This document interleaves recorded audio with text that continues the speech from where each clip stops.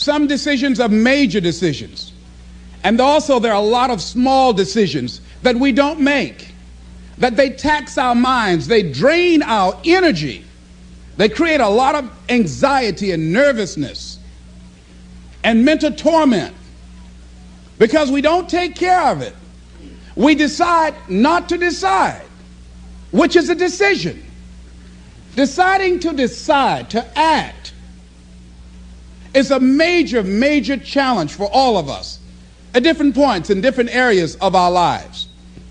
And there are things that happen to us along the way, experiences that we have that prevent us from working through the mental block of acting, of doing those things that we know we ought to do. And so what I want you to think about is, what is there that you know you need to do, that you want to do this, but for some reason or another, you've been holding back. For some reason or another, you just have not been able to gather your nerves or be able to work through the procrastinating or putting it off or justifying or blaming. Some reason or another, you just haven't done it. And you know you ought to do this. You really want to do this, but you don't know why you haven't done it. Anybody know what I'm talking about? Raise your hand, please. Okay, then I've got company here this evening. I'm not talking to myself. Now, first of all, we know that this is not easy. Because in order to begin to reinvent your life, you've got to make a conscious, deliberate, determined effort. That you really have got to put all of yourself into it. It's very challenging to act, to do those things. There are times when you're looking at it and you say, I know I need to do this, but I don't feel like it. I don't want to do it. I know I need to do it, yet leave me alone. No. I don't want to do it. So what do we do? What are those things that cause us to do like that? I think that among the things that prevent us from acting is the fear of failure. And if you've already failed, you don't want to fail again. The pain of that, the disappointment, the fear of loss is another thing. Because many times when we do those things that we know we need to do, we feel that we might lose somebody that we love very much and care about. We don't want to hurt anybody. Many of us don't act because we want other people's approval. We want everybody to like us and to accept us. And that's not possible. Many of us don't do the things that we want to do and don't act because of lack of self-confidence. We don't believe enough in ourselves. I have a friend who's been working on a job where she's miserable, talented, want to go to another place that she can do what she wants to do and make the kind of money that she would like to make, and had some offers. But because of her fear and her lack of self-confidence of things might not work out, she won't take a chance on herself.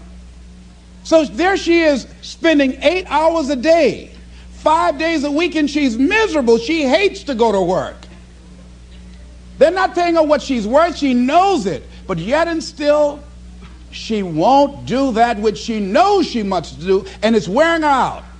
There are a lot of people that their jobs are making them sick because they won't act. You check out the absenteeism and the people that are depressed. You see them coming to work angry. How you doing? I don't know. Just leave me alone. It's not even 9 o'clock yet. You're talking about good morning.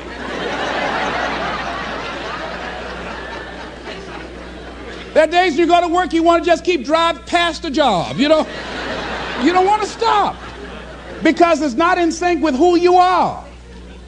But you haven't acted. Have another friend. This guy's brilliant. He's a business consultant.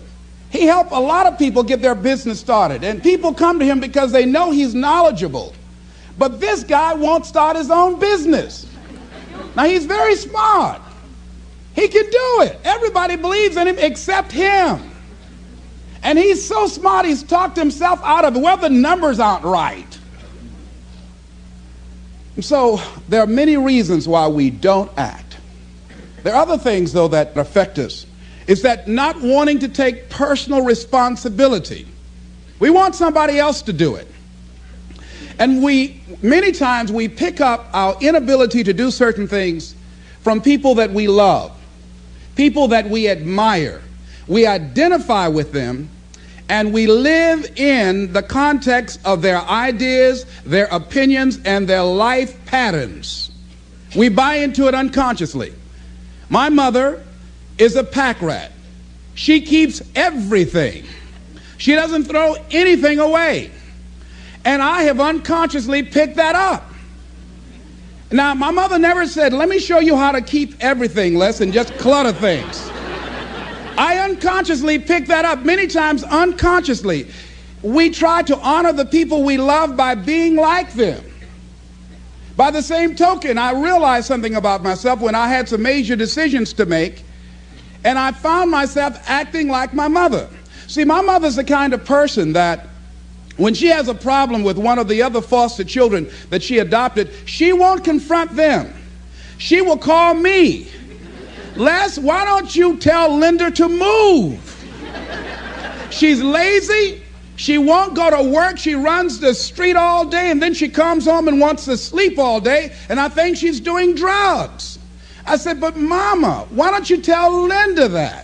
I bought the house for you. I told you when she wanted to come home, don't let a grown person come there and take care of them. You let her in. Well, after all, she's my child. Mama, then you handle that. When I tell her to leave, she say, Mama say I can stay. Mama, can I stay? And you tell her yes, and then you call me and say, she's still here.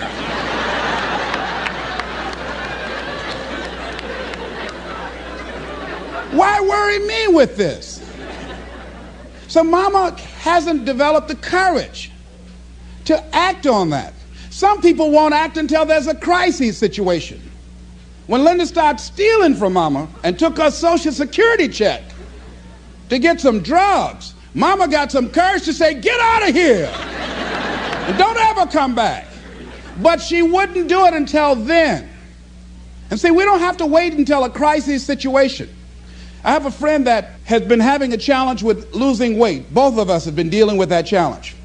And for the past 40 years, he's always seemed like weighed over 235 pounds.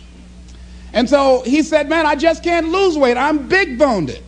I said, Bud, I've never seen any fat skeletons.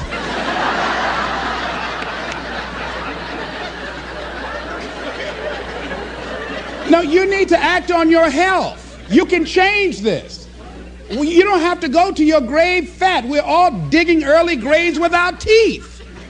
We don't have to do this. They need to have a support group around M&M peanuts. You want a support group on something, and throw Snickers in there too. Bud and I can tell you about the help we need with that. So what happened with Bud, though, he became ill a few weeks ago. See, Bud in the last few weeks has lost more weight than he's ever lost, even when we were competing with each other, betting a lot of money. But what happened was, Bud became diabetic. He went into an insulin shock. He didn't know that he was diabetic. His blood sugar became high. And the doctor said to him, you are diabetic. You're going to have insulin shots every day. You're going to have to change your diet. And let me tell you what's going to happen if you don't do what we tell you to do. Number one, there's a possibility that you can become an amputee. Number two, you can go blind. Three, you can become impotent. Bud, say, help me.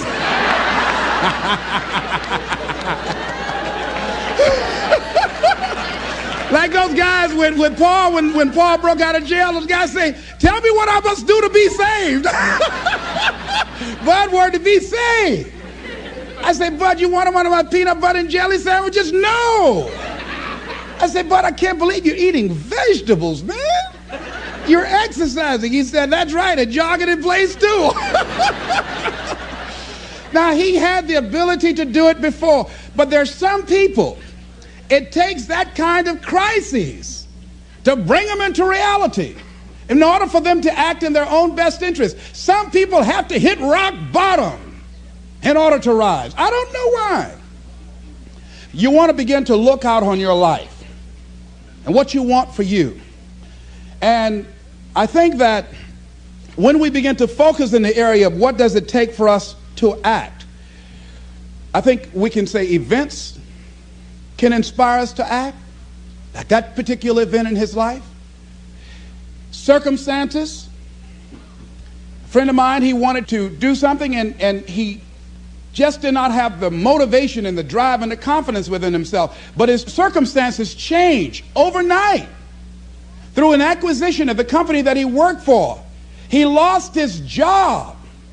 Through the inspiration of desperation, he had to act. See, life also are things that can inspire us to act. See, if we don't have the courage, and that's what it takes, courage. It takes guts to do that which you know you need to do. If you don't have the courage to act, life many times will move on you and make you act. Life will whoop your butt so bad. You will be so miserable, you will catch so much hell, you say, yes, I will do it. What do you want me to do? Take me. A friend of mine said, I can't stop smoking. I can't stop smoking. Doctor said, Sam Axelrod, you have emphysema. Sam never picked up another cigarette and said, look at those stupid people smoking. Sam, you did it for 35 years. How can you talk about people? Well, I was different. I'm trying to help them. They don't have to do the same thing I did. But be compassionate, Sam. Isn't it interesting how quickly we forget? So I'm saying that look at something in your life. It might be just writing a letter to somebody to say thank you. It might be just to apologize to somebody. I had a confrontation in the Penobscot building with a security guard there. He responded to me what I perceived as a negative way, and he and I engaged in an argument. I did not like the way I handled that. I avoided going through the front door for a long time because I didn't want to face him. Finally, I decided to act, and I went up to him and said, I want to apologize to you for the way in which I handled this argument we had the other day. I was wrong. I hope you accept my apology. He said, I do. And I said, thank you very much. I felt relieved. Now, when you decide to act, it's not always going to be like that. A friend of mine did some work for me. It was below par, to say the least. I knew that this guy was capable of doing better work. I knew that he also had a fragile ego. So I was trying to think of what is the most sensitive way in which I can share this information with him. Because I wanted him to do my work over. I was going to pay him for what he did. But I needed my work done right. But I was afraid that I would hurt his feelings. I was very, very meticulous in how I approached him. And I said, let me share this with you. You know I care about you. And that you're a very talented and gifted person. And you and I both know that what you have given me is not a true reflection of your talents and abilities. And I'm saying, let's go back in the studio and do this again. And he said to me, I'm going to forget you ever said that.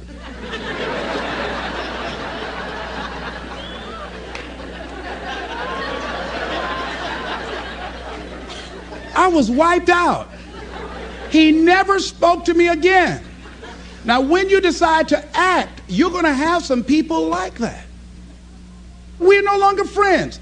I lost sleep over that, ladies and gentlemen. I said, I can't believe that. I remember sitting up one night looking at the phone. I said, I got to call him. He said, no. Then I said, no, forget that. I called, man, look here, we've been knowing each other too long to allow this to come between us. He said, don't call me anymore, and hung up. And then I wanted to think about what can I do to make it up to him, and then something came to me, Les, what do you have to prove? See, many things we don't do is because of the fact we want people to like us. There's some necessary losses in life.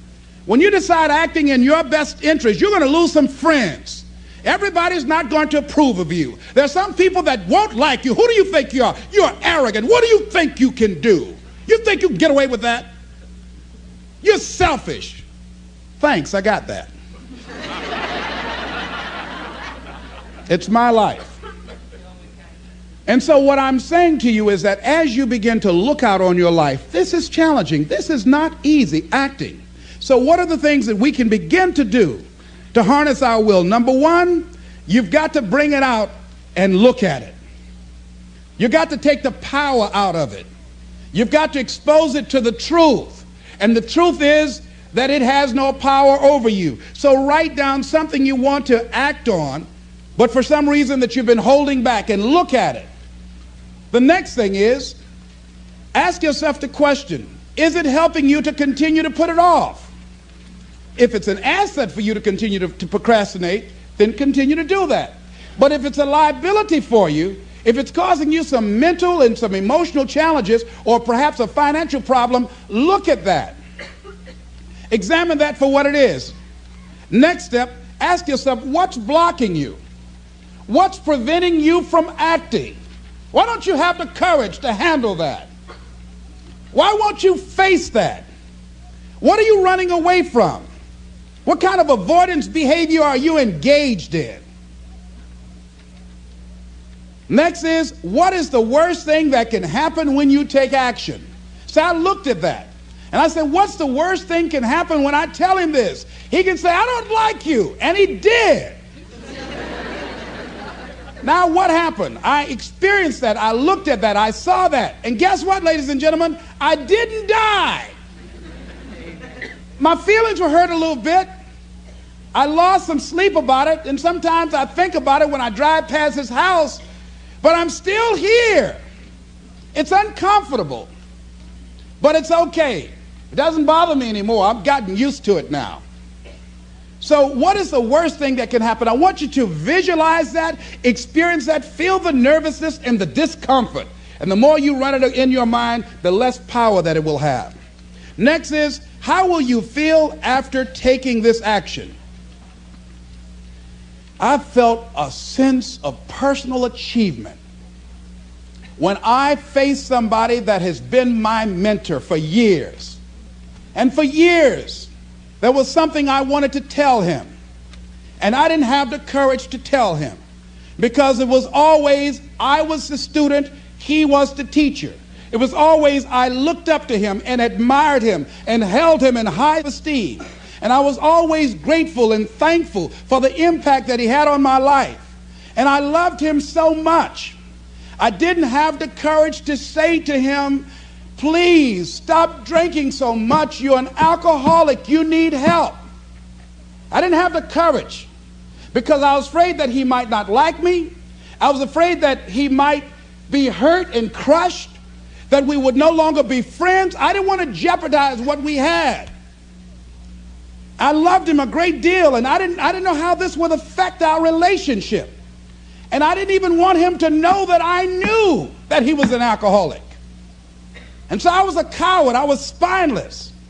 In the name of love, I did it to justify to myself to stop from helping somebody that I loved from dying. I said, I love him so much, I just can't tell him this. I don't even know how he would handle it, to know that I know that he's an alcoholic. And finally, after years, I developed the courage to face my teacher, my mentor, who has molded me, who looks at me now and wanted to do what I'm doing now and did not do it. Came at a different time, and it wasn't time for what he brought. And he's living through me. And I had to face this man who's been like a father to me and say, I got to tell you something. You've got a problem. I love you very much. Please stop drinking. You're killing yourself. It's not just social. You do it every day. You need help. And whatever I can do to support you in that, I will.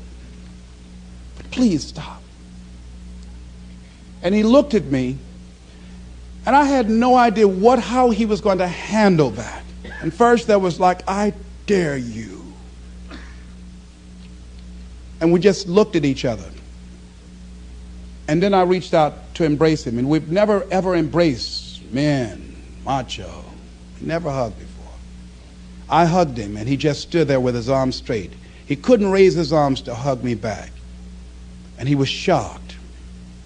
And after he got over the initial shock, when he could bring himself to speak, to maintain his composure, because he could never afford to let me, his student, see him vulnerable or admit that I was right.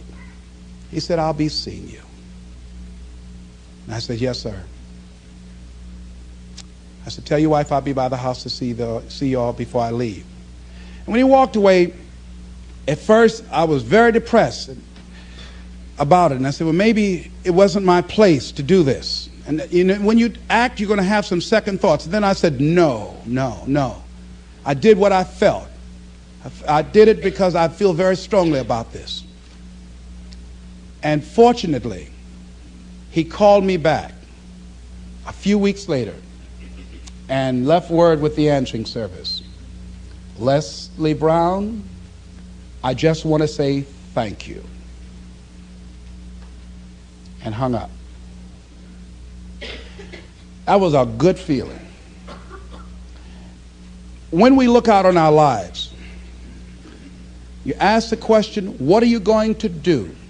Look at, as you think about this that you know you need to handle, what are you going to do?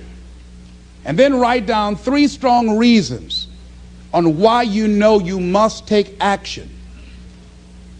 And be explicit and descriptive in your reasons, because your reasons have power.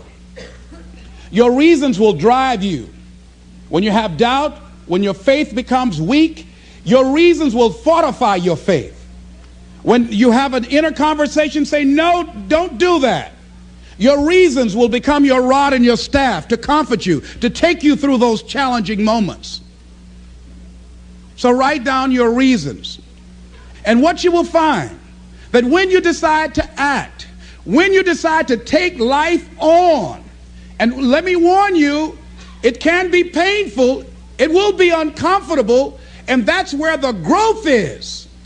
When you're uncomfortable, when you're stretching out, when you're taking life by the collar, you're going to get thrown to the ground again and again and again. But when you have determination, and you know that what you're doing is right, it gives you your life, it gives a special meaning and power to you, you will have some power from on high. You will discover some things about yourself that will begin to electrify your personality. You'll begin to discover some things about you that you don't know you've got when you put yourself in that type of challenging situation. Repeat after me, please. I can go into action on anything in my life. Nothing is stopping me but me. No challenge in my life has any power over me. Here's something that Howard Thurman wrote on the decision to act. He said, it's a wondrous thing that a decision to act releases energy in the personality. For days on end, a person may drift along without much energy, having no particular sense of direction and having no will to change. Then something happens to alter the pattern. It may be something very simple and inconsequential in itself, but it stabs awake, it alarms, it disturbs. In a flash, one gets a vivid picture of oneself, and it passes. The result is decision, sharp, definitive decision. In the wake of the decision, yes, even as a part of the decision itself, energy is released. The act of decision sweeps all before it, and the life of the individual may be changed forever. When you decide to make decisions, to act, you begin to access power within you that will increase your self-esteem, that will increase and enhance your personal power, that puts you in charge of life. And life has a whole new meaning for you. There's a sense of personal freedom. Doesn't mean you're not going to have any struggles. Doesn't mean that you're not going to have any challenges. Doesn't mean that you're not going to suffer any defeats. No, doesn't mean that. But what it does mean, that you're putting yourself in the position to grow. You're putting yourself in line with your higher calling and your higher self. And that's what life is about.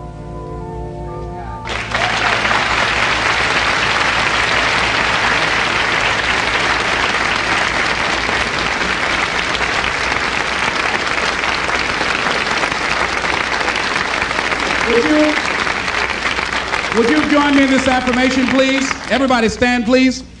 I'm standing up to life and the challenges in my life. I'm going to use all of me.